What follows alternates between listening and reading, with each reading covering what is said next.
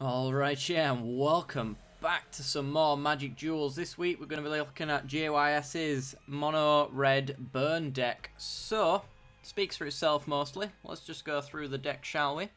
So, our objective is essentially to point loads of damage at our opponent, instants and sorceries mostly, but occasionally things like Thermo Alchemist. So, let's start right at the beginning, shall we? We've got 4 copies of Galvanic Bombardment. Now, I did change this over from the other one-drop version that is Common Fiery Impulse. I'm not sure between these two. I think Galvanic Bombardment works out better in the long run because we do have a few ways of dropping a hand as well. It's the only change I've made from the original deck, so I feel like Galvanic Bombardment's just that little bit better. Because Galvanic Bombardment deals 2 damage plus the number of cards called Galvanic Bombardment in your graveyard. So it does 2 damage, then 3 damage, then 4 damage, and so on and so forth. Whereas Fiery Impulse does 2 damage all the time, except for with Spell Mastery it does 3. So I feel like having Galvanic Bombardment works out to get those bigger creatures out of the way later on in the game, rather than just 3 damage overall all the time. So that's why I've made that change. Thermo Alchemist, a 1 and a red 0/3 defender. Whenever you cast an instant or sorcery, you get to untap Thermo Alchemist, but he also has a tap ability. That means that you can do 1 damage to each opponent. So this allows you to essentially chain untap triggers and tap your Thermo Alchemist in response to your own burn. So we might Galvanic Bombardment a creature, tap it, and it gets to untap thanks to the burn trigger as well. So we get to do 2 damage per turn with Thermo Alchemist, as long as we're casting at least 1 instant or sorcery per turn cycle, so it's pretty good. 4 copies of that because it does a lot of damage very quickly, and it means that a lot of your cards just get a +1 damage boost for anything that they do, really. Next we have Ravaging Blaze, so it's an X red instant spell. Ravaging Blaze deals X damage to target creature, so as X is essentially as much as we want to pay, that's as much as it deals damage. However, if we've got Spell Mastery, and which essentially is if there's 2 or more instant or sorcery cards in our graveyard, which we're playing burn, more the instant and sorcery focused as well, so this is always going to be the case. Also deals X damage to that creature's controller. So as long as our opponent's got a creature on the board, we could use Ravaging Blaze as a way to finish off our opponent. So we point maybe 5 damage at one of our opponent's creatures, it kills their creature and deals 5 damage to them. So it kind of doubles up on value as long as you've got Spell Mastery online, so it's really good for that. Only 2 copies though, because we do run a low land count, so we're not going to be using this in as expensive way as we usually might do in a bigger ramp version of a deck perhaps. Next we've got Harnessed Lightning, so for 1 and a red, choose target creature. You get 3 energy, and then you may pay any amount of energy, and Harnessed Lightning deals that much damage to that creature. So it's instant speed removal. The bare minimum that it can do is 2 mana, 3 damage burn spell, which is pretty good. It's essentially a Galvanic Bombardment with 1 in the graveyard at that point.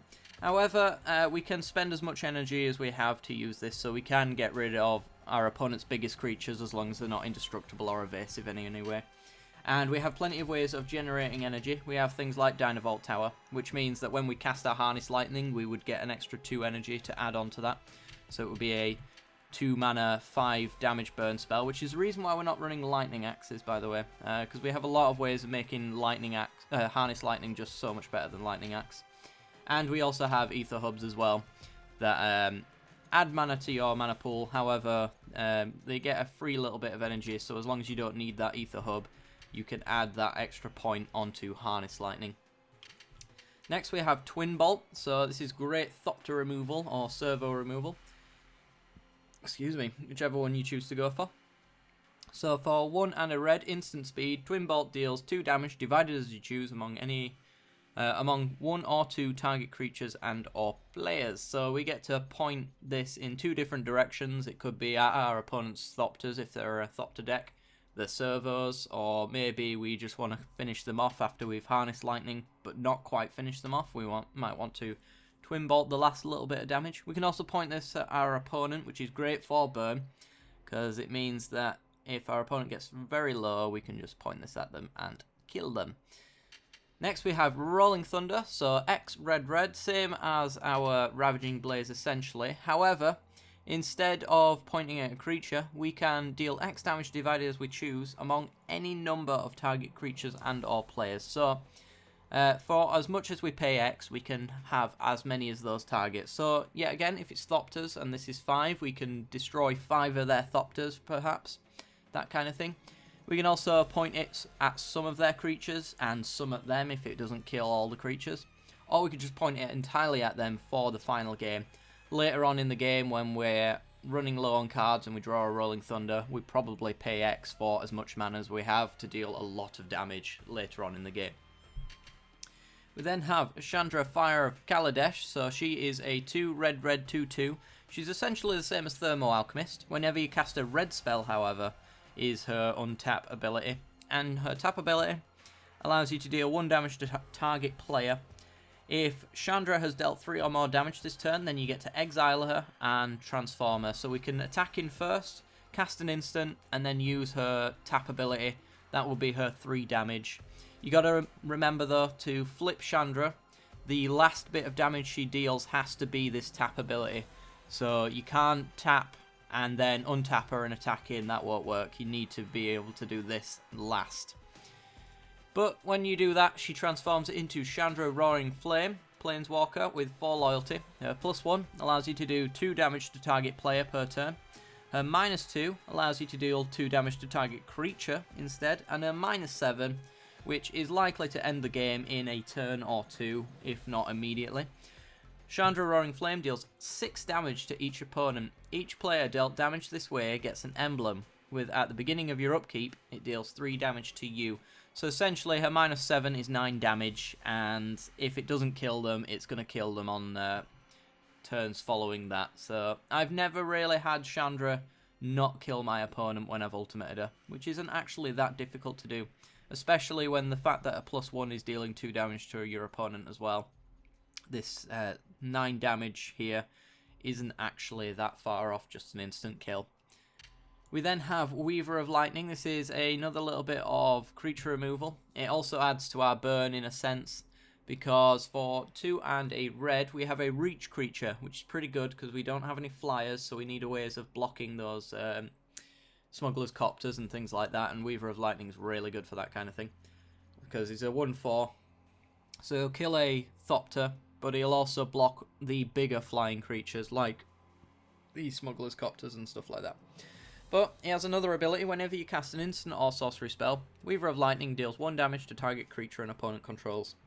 This essentially means that any burn that we point towards a creature is going to deal 1 damage extra, so we can count these twin bolts as maybe 3 damage then, as long as they're pointed at an opponent's creatures. The downside is we can't point it at our opponent, so sometimes this can be lost. But when we're combining things like pointing at our opponent and, you know, being able to divide stuff and, you know, having Thermo Alchemists on the battlefield, then the damage roll actually starts to rack up.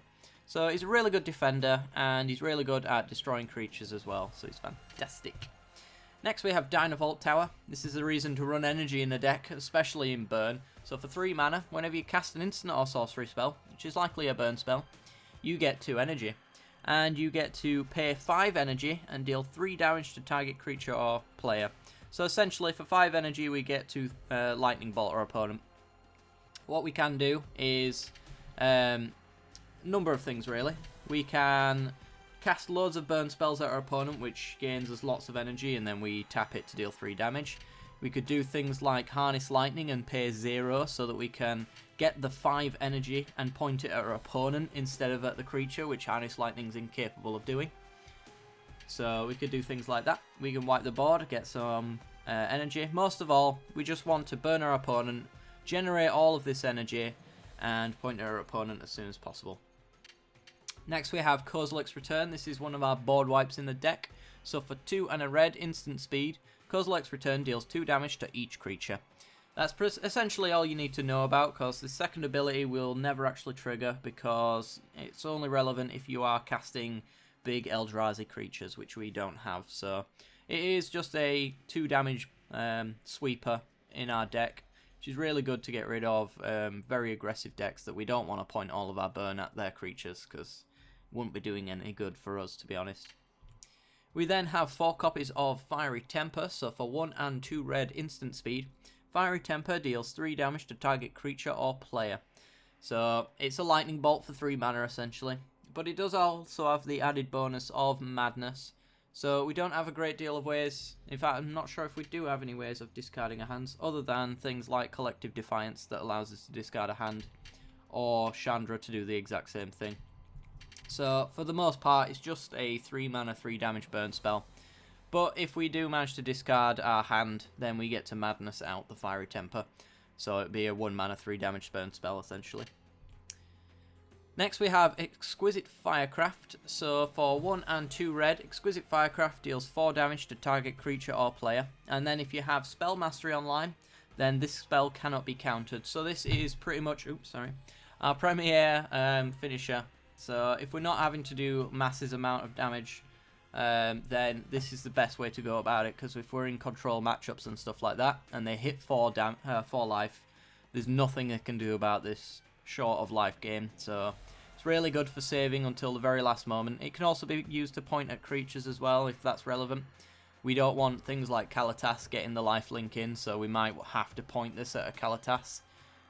Which would suck, because you want to point as much burn at your opponent as possible, but sometimes there are creatures that are just counterproductive to your plan, so you want to be able to point some of that, and this allows you to get rid of a lot of the creatures in the format.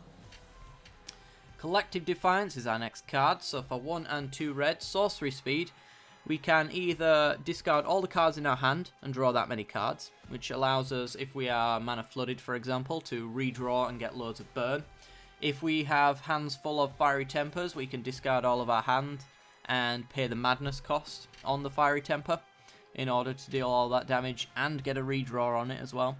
We can also point 4 damage at target creature, which is essentially an Exquisite Firecraft that can be countered. And finally, Collective Defiance can deal 3 damage to target opponent, so it's really good. If we can use all 3 modes effectively, then this card is absolutely brutal. How do we use all 3 modes? Well, we use Escalate. So Escalate says that we can pay this cost for each mode chosen beyond the first. So for every single time we choose an extra mode beyond the first one, we pay an extra 1. So you can add just 1 mana onto it so that we can discard all of our hand and kill a creature, that kind of thing. Next we have Shandra, Torch of Defiance. So for 2 and a red, another Shandra Planeswalker. So for 4 loyalty, we can plus her and exile the top card of our library. If we cast that card, we can cast that card, but if we don't, it deals 2 damage to each opponent. So this can turn our lands into burn spells, and it can also allow us to cast our burn spells, essentially. So even if we don't cast it though, we deal 2 damage to each opponent. So exiling our creature-based burn spells as well is going to, essentially, if we don't cast it, we can redirect it to our opponent, that kind of thing. We can also plus 1 to add 2 red mana to our mana pool. So we can use that to cut the 2 mana off of Shandra, so that she effectively only costs 2 mana on that turn. But you only really want to do that if you have something extra to be doing. Otherwise you want to just probably plus her. Unless you're afraid of getting something exiled off the top of your library, and then for little value anyway, then you probably want to just do another plus 1. Her -3 ability allows you to deal 4 damage to target creature. So yet again, it's a great way to remove creatures. This is her way of protecting herself. And her -7 ability is just a great way to close out the game. You get an emblem with whenever you cast a spell, this emblem deals 5 damage to target creature or player. So 5 damage is a quarter of their health if they're not using life gain. So for every single burn spell you point at them, you're doing that much burn plus a quarter of their life, which just essentially means if you're ultimating Shandra at this point, you've probably won in about a turn or 2. So she's really awesome for that. It's the same as the previous Shandra on her ultimate. We then have Tammys Journal. So for 5 mana, at the beginning of your upkeep, you get to investigate. So one of the problems with this deck can be that it runs out of steam quite fast, and Tammys Journal is a great way for us to regain that momentum. So it gives us clue tokens, For 2 mana, we get to sacrifice them and draw a card. However, if we save up our clue tokens, we can actually sacrifice 3, search our library for any card, and put it into our hand. So Tammys Journal with 3 investigate tokens on the battlefield can essentially become a tutor for whatever we need. So if they're at 4 life and they're running counter spells, maybe we want to go grab an Exquisite Firecraft. If we're not quite pushing through the damage that we really hope to do, maybe we want to go grab Shandra, because she can close out games just by herself. That kind of thing. But for the most part, you probably just want to be sacking these clue tokens, because they're likely just going to draw you into burn, which is essentially what you'll be looking for if you sack the three clues anyway. Next we have Compostable Gear Hulk. I'm not sure about this card in the deck, however we are going to run it and see how it works. Mostly because we haven't actually used this card on the channel and I'm quite excited to do it. So for 4 and 2 red we get a 6/6 first striking artifact creature. When it enters the battlefield, target opponent may have you draw 3 cards, which is likely going to be burn, but it could very well be just lands as well. If the player doesn't, put the top 3 cards of your library into your graveyard, and Compostable Gear Hulk deals damage to that player equal to the total converted mana cost of those cards. So we can either draw 3 cards, which is probably burn, or our opponent makes us mill those 3 and we deal damage to the mana cost. So if a Shandra gets milled, for example, that's 6 damage. Tammys Journal, that's 5 damage. The good thing about it is, if they do end up milling Fiery Tempers, we do the exact same amount of damage off of it, which is one of the upsides. And yet again, our creature focused removal actually gets to redirect to our opponent that way as well. I'm not sure about the card, mostly because I don't think our mana curve's high enough to get the most out of it. Because if you do hit 3 lands, it deals nothing. And we have no ways of flickering it or reusing it, that kind of thing, so it can be a bit hit and miss, so I'm not sure what I would change it up with, but for now we're going to play around with it, see how well it does, and, you know, see what it does. Finally, we have Shandra Flamecaller. So for 4 and 2 red, we are very familiar with this Planeswalker, because she just ends games by herself.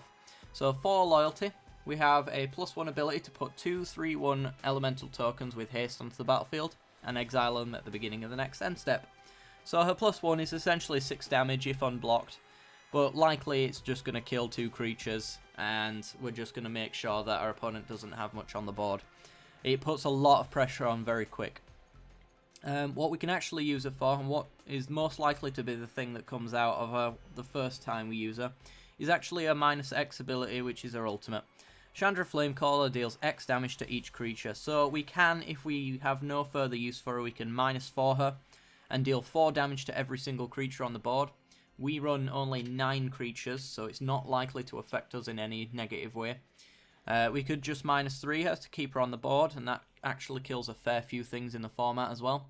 Doesn't touch vehicles, but, you know, it's a bit of a problem like that, but we do have a lot of instants to do that anyway, so things like Fiery Temper are going to take care of a Smuggler's Copter, so it's not too bad that she doesn't hit any sort of vehicle shenanigans. A 0 ability is very useful though. Discard all the cards in your hand and draw that many cards, +1.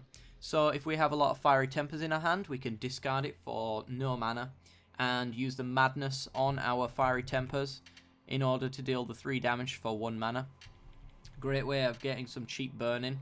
If we are full on lands and getting flooded, then we can use her 0 ability so that we can get more cards that are actually more useful to us. And if we have no cards in hand, she actually draws us an extra card as well, so we can use it to actually grow our hand and get some more card advantage over our opponent. So that's essentially the deck, guys. Moving on to the mana. We're at the mana. 19 Mountains. Speaks for itself. We are mono red. We don't really have much use for any special lands outside of it, but we do have Ether Hubs. Ether Hubs are best used in energy or multicolored base decks. We do use a fair bit of energy. So with our Dynavolt towers, it can be that one little bit of extra energy we need to finish off our opponent. Could also be an extra point to add on to Harness Lightning early on in the game if we don't need the coloured mana off of it. So we can pay the colourless, or we could pay a coloured to add 1 mana of any colour to our mana pool. Anyway guys, that's going to be the deck. If you have any suggestions for changes, be sure to let me know in the comment section below. If you like the look of the deck, then be sure to leave a like and subscribe for more matches that should be following shortly after this. And if you're not quite sure, stay for the end card where there'll probably be a link to the first match as well as other stuff. And if you're not sure what that is, then stick around, see what it is, and I will see you next time. Bye bye.